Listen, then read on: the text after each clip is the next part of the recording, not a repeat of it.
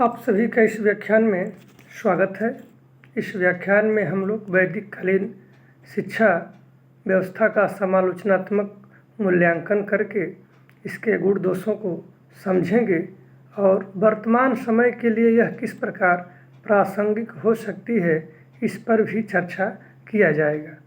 जैसा कि हम जानते हैं, ईसा से 2500 वर्ष पूर्व से लेकर के ईसा से 500 वर्ष पूर्व तक यह वैदिक कालीन शिक्षा व्यवस्था पूरे देश में फैल चुकी थी और यह व्यवस्था उस समय की समकालीन व्यवस्थाओं में उत्कृष्टता के साथ काम कर रही थी, जिसने इतने वेदों के टीकाएँ, ब्राह्मण, उपनिषद, पुराणों, तमाम कथाएँ, स्मृतियाँ, सूत्रों और महाकाव्यों का सृजन किया और उनके साथ ये पीढ़ी दर पीढ़ी अक्षुण्ण रूप से शुद्धतम रूप में आज भी यह चली आ रही है।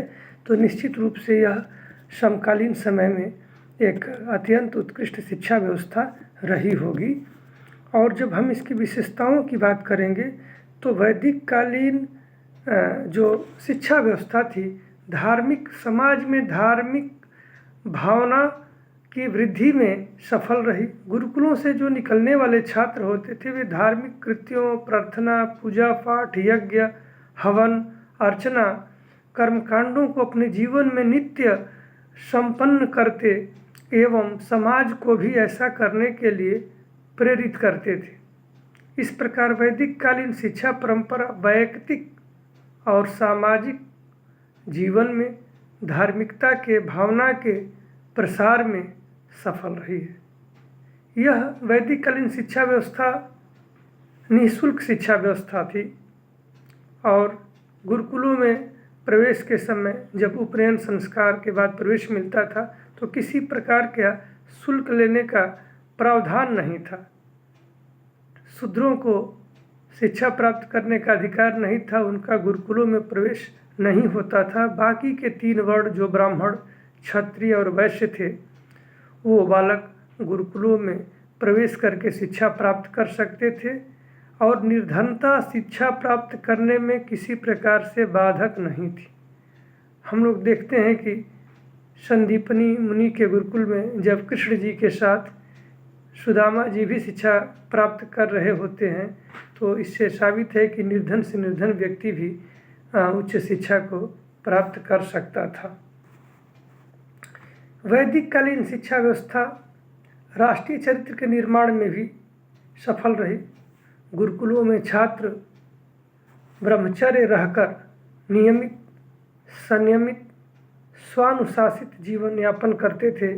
उन्हें सादा जीवन एवं उच्च विचार का अभ्यास कराया जाता था। उनमें उच्च चारित्रिक गुणों को विकसित करने का प्रयास किया जाता था और गुरु ऐसा वातावरण सृजित करता था जिसमें छात्रों का उच्च नैतिकता और चरित्र का विकास हो। गुरुकुलों से निकले छात्र व्यवहारिक जीवन में उच्च सामाजिक नैतिकता एवं चारित्रिक गुणों को धारण करने वाले आदर्श व्यक्ति के रूप में बनते थे। प्रत्येक छात्र इंद्रिय संयम, परोपकार, आज्ञा पालन, विनम्रता, स्वावलंबन, अध्यवसाय तथा कर्तव्य परायणता की शिक्षा प्राप्त करते थे। तो वैदिक कालीन शिक्षा चारित्रिक विकास पर काफ़ी केंद्रित थी और वो उसके लिए वो प्रयास करती थी। वैदिक कालीन शिक्षा गुरुकुल में शिक्षा प्राप्त करने वाले बालकों के सर्वांगीण व्यक्तित्व के विकास में सफल रही है। गुरुकुल में छात्रों के सर्वांगीण विकास पर बल दिया जाता था। यहाँ सक्रिय, अनुभवजन्य, कार्य आधारित एवं वस्तु आधारित, क्रिया आधारित शिक्षा प्रदान की जाती थी। छात्र स्वयं के अनुभव, सक्रियता और कार्यों के माध्यम से सीखते थे। ज्वाला सत्यकाम की कथा इसका सर्वोत्कृष्ट उदाहरण है, जिसमें सत्यकाम जब आता है शिक्षा प्राप्त करने तो आश्रम की बीमार गौओं को लेकर के जाता है, जब गौएं स्वस्थ हो जाती हैं वापस लेकर के लौटता है। तो ये कहीं न कहीं एक क्रिया आधारित या अनुभवजन्य शिक्षा का उदाहरण है, जिसका जिक्र छांदोग्योपनिषद में आता है। और वैदिक कालीन जो शिक्षा थी वो बिल्कुल पर्यावरण में और प्रकृति से सन्नद्ध थी। तो बालकों को संज्ञानात्मक विकास के साथ साथ स्वास्थ्य की शिक्षा, जिसमें योगा, प्राणायाम, व्यायाम एवं ध्यान का नियमित अभ्यास कराया जाता था, और बालक पर्यावरण या प्रकृति के प्रति प्रेम के साथ सभी जीवों एवं वनस्पतियों, वृक्षों, पृथ्वी, जल, अग्नि, आकाश, बादल इत्यादि के प्रति समादर का भाव रखते थे, उन्हें देवतुल्य मानते थे एवं इनकी सेवा, संरक्षण के साथ उचित उपयोग की भी शिक्षा दी जाती थी। जिस तरह आज SDG में, सस्टेनेबल डेवलपमेंट में, संसाधनों के उपयुक्त उचित उपयोग और दोहन की बात की जाती थी, छात्रों को गुरुकुलों में भी ऐसा ही अभ्यास कराया जाता था कि वो अपने जो प्राकृतिक संसाधन हैं उनका उचित उपयोग करें। साथ ही सामाजिक दायित्व कि किसके साथ कैसे व्यवहार करना है और कैसे समाज में हमारा रहन सहन होगा, कैसे हम दूसरे के प्रति भावना रखेंगे। तो जब उपनयन संस्कार के बाद छात्र आश्रमों में जाते थे, गुरुकुलों में जाते थे, तो सबसे पहले उन्हें व्यवहार की ही शिक्षा प्रदान की जाती थी, आचरण की ही शिक्षा प्रदान की जाती थी कि हमें आश्रम के गुरु के साथ, गुरु के परिवार के साथ, आश्रम में अन्य छात्रों के साथ किस प्रकार बर्ताव करना है, किस प्रकार व्यवहार करना है, पहले इसकी शिक्षा दी जाती थी। इसके बाद वो आगे धर्म और अध्यात्म की शिक्षा प्राप्त करते थे। और यहाँ से निकलने वाले छात्र अपने जो जीवन में, जो गृहस्थ जीवन में प्रवेश करते थे और व्यवहारिक जीवन में जब जाते थे, वहाँ भी इन चीज़ों का उदाहरण मिलता है। जैसे कि महर्षि दधीच का उदाहरण है कि उन्होंने सामाजिक हितों के निमित्त अपने शरीर का ही त्याग कर दिया था। वैदिक कालीन शिक्षा विशिष्ट ज्ञान वाले विशेषज्ञों को भी प्रशिक्षित करने में सफल रही है। हम लोग देखते हैं आचार्य चाणक्य के रूप में अर्थशास्त्र, राजनीति शास्त्र, कूटनीति शास्त्र के कितने बड़े, युद्ध कौशल के कितने बड़े वो विद्वान रहते हैं। इसके अलावा परशुराम, द्रोणाचार्य जैसे अस्त्र शस्त्र संचालन के गुरु रहे हैं। इसके बाद भारद्वाज, सुश्रुत, चरक, आर्यभट्ट जैसे गणित और विज्ञान के जो विद्वान रहे हैं। तो कहीं न कहीं वैदिक कालीन शिक्षा ऐसे विद्वानों को विकसित करने में, ऐसे विद्वानों के सृजन में अपनी भूमिका अत्यंत उत्कृष्टता के साथ निभाती है कि वो ऐसे लोगों को विकसित करती है। वैदिक कालीन शिक्षा साहित्य और संस्कृति के संरक्षण के साथ इसके व्यापक प्रचार प्रसार में भी सफल रही है। विभिन्न धर्म ग्रंथ एवं शिक्षा के ग्रंथों तथा साहित्यों का शुद्ध उच्चारण के साथ कंठस्थी करके एक पीढ़ी से दूसरी पीढ़ी में पहुंचाया जाता था। इनका सृजन भी उस समय कितनी व्यापकता के साथ, कितने परिश्रम और मनोयोग के साथ किया गया कि वो आज भी एक उदाहरण के रूप में वैसी रचनाएं आज भी नहीं की जा सकी है। गुरुकुलों में नवीन ज्ञान और साहित्य सृजन का भी कार्य किया जाता था। वेदों के साथ इनकी टीकाएं, सूत्रों के साथ विविध पुराण, उपनिषद, स्मृतियों तथा इनसे संबंधित अन्य साहित्यिक एवं धार्मिक पुस्तकों की रचनाएं इसी काल में हुई थी। महाभारत और रामायण जैसे ग्रंथ लिखे गए। स्मृतियों ने सामाजिक दायरों, कर्तव्यों, आदर्शों को निर्धारित किया, जिससे पीढ़ी दर पीढ़ी संरक्षित करके वैदिक कालीन शिक्षा एक समाज के भी निर्माण में अपना योगदान दी कि वो बिल्कुल व्यवस्था आधारित समाज का निर्माण करने में सफल रही। वैदिक कालीन शिक्षा सामाजिक कुशलताओं में वृद्धि करने में भी सफल रही। वैदिक काल में धार्मिक शिक्षा के साथ साथ सामाजिक आवश्यकताओं को पूरा करने के निमित्त भी शिक्षा प्रदान की जाती थी। और हम देख सकते हैं कि भारत प्राचीन काल में पूरी दुनिया का 1/3 GDP प्रोड्यूस करता था। तो निश्चित रूप से हमारी व्यावसायिक और जो शिल्पों की शिक्षा थी, कुशलता थी, दक्षता थी, वह अत्यंत उत्कृष्ट कोटि की रही होगी, जिसके अंतर्गत गृह निर्माण, बर्तन निर्माण, वस्त्र निर्माण, चिकित्सा शिक्षा, ज्योतिष, खगोल विद्या, मौसम एवं कृषि से संबंधित ज्ञान, पशुपालन, पशु चिकित्सा इत्यादि के विशेषज्ञ तैयार किए जाते थे और वो आगे चल करके सेवा कार्य करते थे। वैदिक कालीन शिक्षा नागरिक उत्तरदायित्वों की भावना के विकास में भी सफल रही।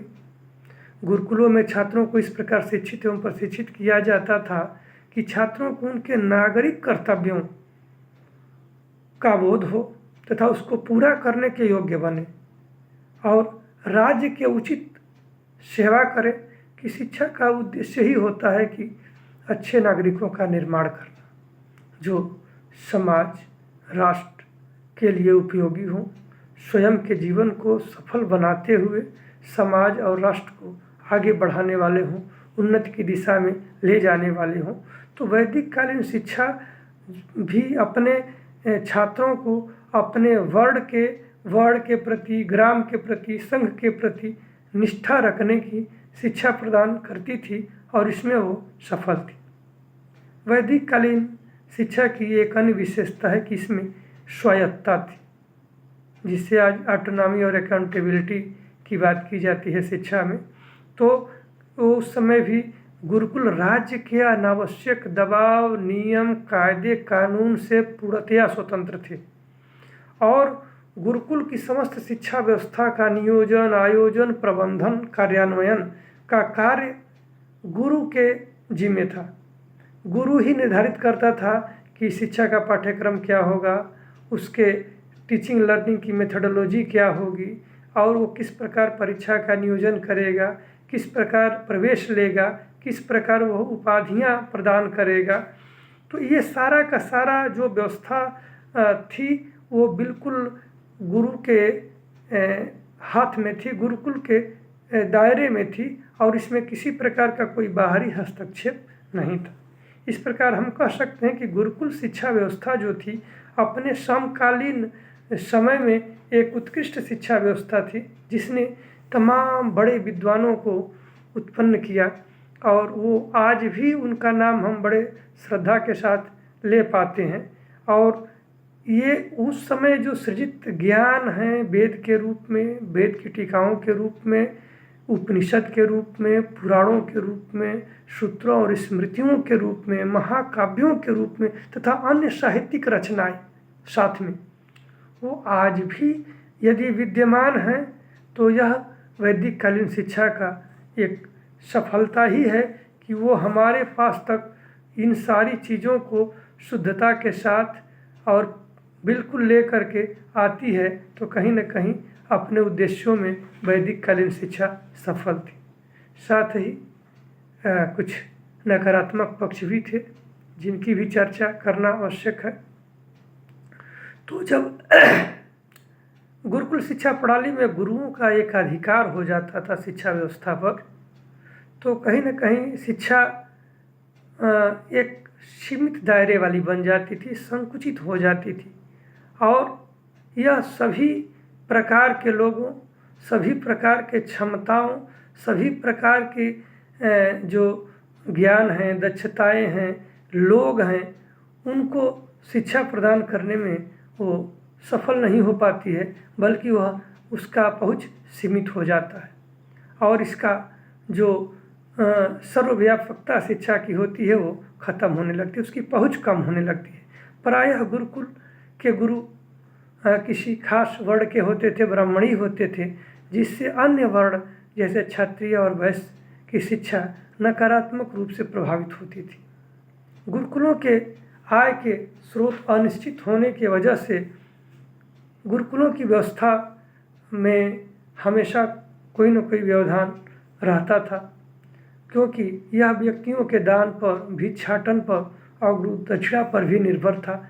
जब कोई निश्चित आय का स्रोत नहीं रहेगा तो निश्चित रूप से गुरुकुल में जो इंफ्रास्ट्रक्चर की व्यवस्थापन की बात करते हैं या अन्य आयोजनों की बात करते हैं, वहाँ इस तरह की समस्याएं हमेशा आती रहती थी। पाठ्यक्रम में एक रूपता का भी अभाव था। गुरुकुल के गुरु अपनी विशेषज्ञता के अनुरूप पाठ्यक्रम का निर्माण, रुचियों के हिसाब से उसका कार्यान्वयन करते थे और जितने गुरुकुल थे सबके अलग अलग गुरु थे। आपस में कोई बहुत सामंजस्य की व्यवस्था नहीं थी, कोई ऐसी बॉडी नहीं थी जो कि सबको कोऑर्डिनेट करे। इस स्थिति में इनमें समग्रता एवं समावेशन का अभाव था। इसमें विविधता का भी अभाव था, जिसे आज हम कहते हैं कि शिक्षा बहुविषयक होनी चाहिए, अंतर विषयक ढंग से होनी चाहिए और विविध ज्ञान को आपस में समन्वित करके पढ़ाया जाना चाहिए। तो इस तरह की चीज़ों का नितांत अभाव था। गुरुकुल शिक्षा प्रणाली में रटने यानी कंठस्थीकरण करने पर काफ़ी फोकस था। छात्र मौखिक शिक्षा प्रणाली से शिक्षा प्राप्त करते थे और वो वेदों की मंत्रों, ऋचाओं, प्रवचनों और विविध आख्यानों को रटने पर अधिक बल देते थे और इसी के आधार पर उनकी योग्यता तय की जाती थी, जो उचित नहीं थी। साथ ही गुरुकुलों में कठोर अनुशासन लागू था। वहाँ बिल्कुल ब्रह्मचर्य जीवन, नियम संयम, आहार विहार, भोजन, उठना बैठना इत्यादि के जो नियम थे उसको 100% पालन करना पड़ता था छात्रों को। और आचार्य जो होते थे वो इसके लिए छात्रों को हमेशा एक दबाव जैसी मानसिकता में वो रहते थे कि उनको किसी कीमत पर इन अनुशासन को तोड़ना नहीं है। तो एक तरह से स्वतंत्रता, छात्रों की स्वतंत्रता की जब बात की जाती है तो काफ़ी सीमित थी। वैदिक कालीन शिक्षा में सांसारिक जीवन के विषयों की उपेक्षा हो जाती है। सांसारिक जीवन यानी व्यवहारिक जीवन की उपेक्षा हो जाती है। वैदिक कालीन शिक्षा का परम उद्देश्य मोक्ष की प्राप्ति था और इसके लिए धार्मिक एवं आध्यात्मिक विषयों की इसमें प्रधानता थी और लौकिक विषय जो जीविकोपार्जन के साधन थे उनको गौण माना जाता था। शिक्षा जीविकोपार्जन के लिए मानी ही नहीं जाती थी। अतः गुरुकुल से निकले छात्र जब बाहर आते थे तो उन्हें व्यवहारिक और लौकिक विषयों का कम ज्ञान होता था, इसलिए वो सामाजिक सामंजस्य बिठाने में वो कठिनाई महसूस करते थे और अभावग्रस्त बाद के जीवन में अभावग्रस्त हो जाते थे और सामाजिक आवश्यकता एवं व्यवहार के अनुरूप पूर्ण रूपेण तैयार नहीं हो पाते थे और समाज को एक व्यक्ति जितना शिक्षित व्यक्ति से उम्मीद की जाती है वो सेवा नहीं दे पाते थे। वैदिक कालीन शिक्षा में हस्तकार्य, श्रम, शारीरिक कार्य का भी एक अनादर का भाव था, उपेक्षा का भाव था। गुरुकुल शिक्षा में मुख्य फोकस तो पराविद्या पर थी, आध्यात्मिक विद्या पर थी और छात्र धार्मिक कर्म कांडों में ही ज़्यादा समय अपना बिताते थे और जो गुरुकुल में प्रवेश के समय जो निर्धन छात्र होते थे, कमज़ोर वर्ग के छात्र होते थे, उनसे ही शारीरिक श्रम लिया जाता था। तो गुरुकुल के अंदर ही छात्रों में एक शारीरिक श्रम के प्रति कुछ अनादर का भाव, कुछ डिस्पैरिटी का भाव उत्पन्न हो जाता था, जिसके परिणाम स्वरूप जो हस्त कार्य, शारीरिक कार्य, श्रम था वो निम्न वर्ग निर्धन छात्रों तक सीमित हो गया और बड़े छात्र इससे कटने लगते थे। वैदिक कालीन शिक्षा में धर्म की शिक्षा को अत्यधिक महत्व दिया गया और जब हम किसी चीज़ को अत्यधिक महत्व देंगे तो निश्चित रूप से असंतुलन और वो बैलेंस कम हो जाता है। तो उस समय की शिक्षा में धार्मिक शिक्षा, कर्मकांड को सीखने में और मोक्ष की प्राप्ति के निमित्त आध्यात्मिक उद्देश्यों को के निमित्त ही शिक्षा जब केंद्रित होने लगी तो व्यवहारिक विषय, लौकिक विषय जो जीवन और समाज के लिए उपयोगी थे उनका कहीं न कहीं अनादर होने लगा। वैदिक कालीन शिक्षा व्यवस्था जनसाधारण की शिक्षा की उन्नति नहीं कर सकी थी और उसमें वो समर्थ भी नहीं थी, क्योंकि वैदिक कालीन शिक्षा की पहुँच बड़ी सीमित थी। गुरुकुलों में की इतनी संख्या और इतनी क्षमता नहीं थी कि समस्त समाज को वे उच्च शिक्षा प्रदान कर सके। साथ ही वैदिक कालीन शिक्षा की जो भाषा थी वो भी एक बैरियर का काम कर रही थी कि पूरे समाज जन साधारण को वो शिक्षा प्रदान करने में एक हडल की तरह थी और वो कोई स्थान शिक्षा में जन साधारण का नहीं हो पाता था। लौकिक विज्ञानों की उपेक्षा गुरुकुल प्रणाली की शिक्षा में आध्यात्मिक एवं धार्मिक विषयों की अत्यधिक प्रधानता के कारण लौकिक विषयों और जो व्यवहारिक विषय से थे, जिनका सामाजिक और लौकिक जीवन में ज़्यादा उपयोगिता थी, कहीं न कहीं उनकी उपेक्षा हो रही थी। इतिहास की शिक्षा, भूगोल की शिक्षा, अर्थशास्त्र की शिक्षा, राजनीति, गणित, ज्योतिष पर उतना ध्यान नहीं दिया जाता था जितना धर्मशास्त्र पर, पवित्र कानून जो स्मृतियों और अन्य साहित्यिक रचनाओं में निर्धारित थे उन पर, दर्शन और कर्मकांड पर ध्यान दिया जाता था। इससे भौतिक विकास बुरी तरह प्रभावित हुआ। जबकि भारत भूमि प्राकृतिक संसाधनों के दृष्टिकोण से अत्यंत समृद्ध और प्रचुर थी, सबल थी, और लेकिन उस तरह का जिस तरह का विकास होना चाहिए उस तरह का विकास नहीं हो पाया। वैदिक कालीन शिक्षा में लोक भाषाओं की उपेक्षा होती है और संस्कृत जो अभिजात्य वर्ग की भाषा थी, सीमित लोगों की भाषा थी, उसे ही एकमात्र शिक्षा का माध्यम बनाया गया था। तो गुरुकुल प्रणाली के जो शिक्षा का माध्यम थी संस्कृत, वो जन साधारण की नहीं बल्कि कुछ सीमित और अभिजात्य लोगों की भाषा थी, जिससे शिक्षा का दायरा संकुचित हुआ और संस्कृत भाषा के व्याकरण और साहित्य का जितना विकास हुआ, जितना साइंटिफिक हम देखते हैं उच्च स्तरीय भाषा व्याकरण संस्कृत का, वो किसी अन्य भाषाओं का लोक भाषाओं में हम नहीं देखते हैं। तो कहीं न कहीं जो वैदिक कालीन शिक्षा व्यवस्था थी वो समतामूलक समाज के स्थान पर, एक समरस समाज के स्थान पर विभेद मूलक समाज को उत्पन्न करने लगी, क्योंकि लोक भाषाओं को जब हम महत्व नहीं देंगे तो शिक्षा कभी भी सर्वसाधारण के लिए उपलब्ध नहीं हो पाएगी। और आगे हम लोग देख रहे हैं कि स्त्री शिक्षा की बात करें। वैदिक शिक्षा के आरंभ में जब 1000 ईसा से पूर्व तमाम वैदिक मंत्रों की ऋचाओं की रचनाएं स्त्रियों ने किया है। स्त्रियों की पढ़ने की दो श्रेणियां ज्ञात होती है। एक होती है ब्रह्मवादिनी, जो जीवन भर अध्ययन कर सकती थी, और दूसरी सदोद्वाहा थी, जो विवाह होने तक शिक्षा प्राप्त करती थी। इसमें तमाम नाम आते हैं: विश्वतारा, अपाला, घोषा, मैत्रेयी, गार्गी, अत्रेयी, सीता, सावित्री, उर्वशी। ये सब विदुषी महिलाएं थी और इनका बड़ा शैक्षिक और आध्यात्मिक विषयों पर पकड़ था।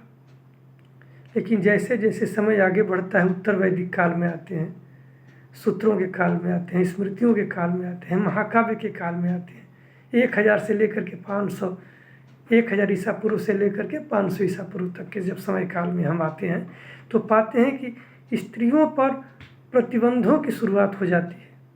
शूद्रों की तरह उन पर भी तमाम तरह की नियोग्यताएँ और आरोप उठाने शुरू हो जाते हैं और उनकी शिक्षा पूरी तरह समाप्त हो जाती है।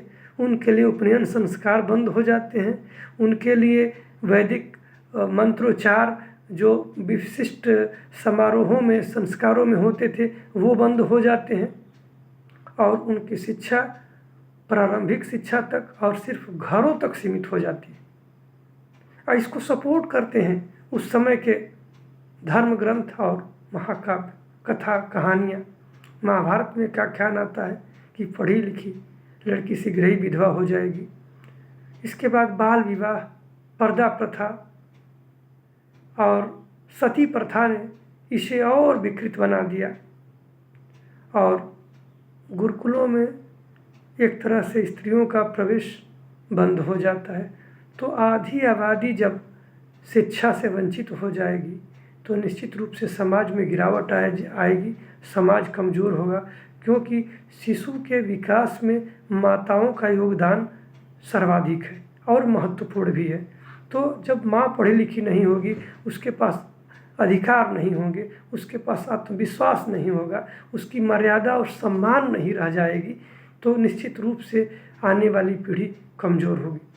इसी प्रकार शूद्र वर्ण जो समाज का एक बड़ा हिस्सा था, उसको भी कानून सम्मत तरीके से शिक्षा से वंचित कर दिया गया, उनकी शिक्षा को समाप्त कर दिया गया। इन पर तमाम निरुग्यताएँ ला दी गई, तमाम आरोप ला दिए गए। ये किसी तरह शिक्षा को प्राप्त नहीं कर सकते थे। मनुस्मृति में आता है वर्णन स्त्री शूद्रो नाध्यता, यानी स्त्री और शूद्र का कोई अधिकार नहीं है। उसे शिक्षा के ग्रहण करने पर दंड का विधान बना दिया गया। महाभारत की कथा में हम देखते हैं कि एकलव्य को प्रवेश नहीं मिलता है, और रामायण में भी हम देखते हैं कि शंभु जो शूद्रों की शिक्षा के लिए कार्य कर रहे थे, किस प्रकार उनका वध हो जाता है।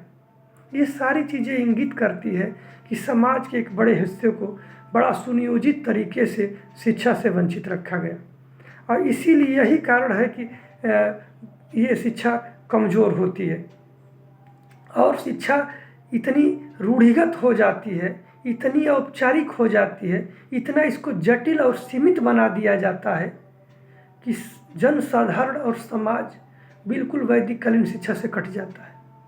और इसी की प्रतिक्रांति में जैन एवं बौद्ध धर्मों का उदय होता है, क्योंकि यह शिक्षा अब प्रगतिशील सभ्यता एवं समाज की आवश्यकताओं को पूरा करने में असमर्थ हो जाती है, पूरा नहीं कर पाती है।